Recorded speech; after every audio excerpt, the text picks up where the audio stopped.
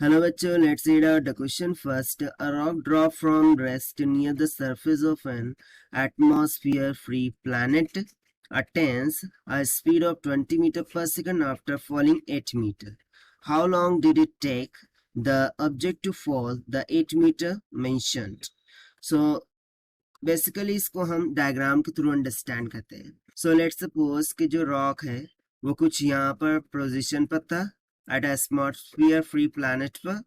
यहाँ से उसको ड्रॉप किया गया है. ठीक है, इस हाइट से उसको हमने क्या किया, ड्रॉप किया है. सो आफ्टर ड्रॉपिंग वो जैसे ही ग्राउंड पर पहुंचेगा, ठीक है, सो उस टाइम पर उसकी स्पीड क्या होती है, वो हमें गिवन है 20.0 मीटर पर सेकंड के बराबर. और ये जो हाइट है वो हमें गिवन है 8 मीटर के बराबर.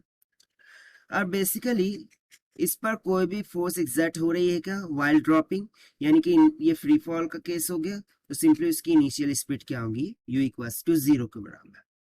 अब जो डाउनवर्ड डायरेक्शन में आ रहा है, सो डाउनवर्ड डायरेक्शन में उस पर एक्सेलरेशन लग रहा होगा a equals to minus of g, that is acceleration due to gravity. So हम बताना है कि इसको इस पॉइंट से तो ये फाइनल पॉइंट यानी ग्राउंड तक आने के लिए कितना टाइम लग रहा है. That means we have to find the time required. So चलिए स्टार्ट करते हैं हम की कॉन्सेप्ट से which we are going to use here for this question. So इसमें हम काइनेमेटिक्स इक्वेशंस का यूज करेंगे.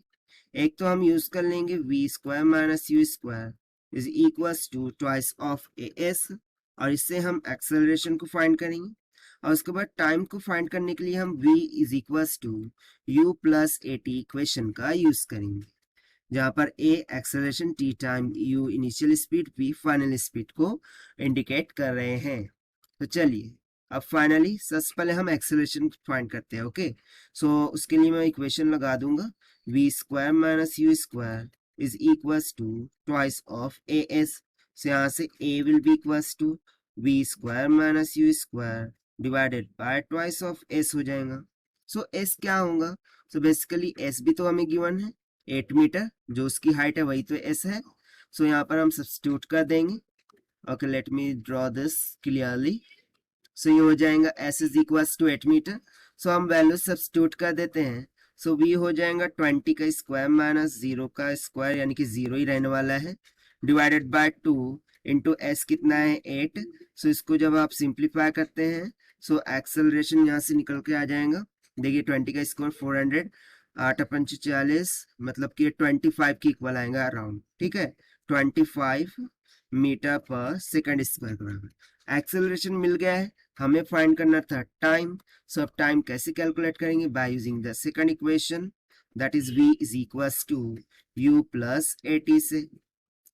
सो यहाँ से फर्दर देखिए मुझे टाइम t कितना मिल जाएगा, this will be equals to v minus u divided by a. So this is equals to v कितना था 20 माइनस यू है 0 डिवाइडेड बाय a कितना आया था 25. सो 25 8 जा 200, यानी कि t will becomes out equals to how much, 0.80 second. Okay, let me write down this in upper. ठीक है, so here I am writing. So t will becomes out equals to 0.80 second. और यही हो जाएगा हमारा final required answer for this question, जो कि हमने सॉल्व किया है by using the kinematics equations.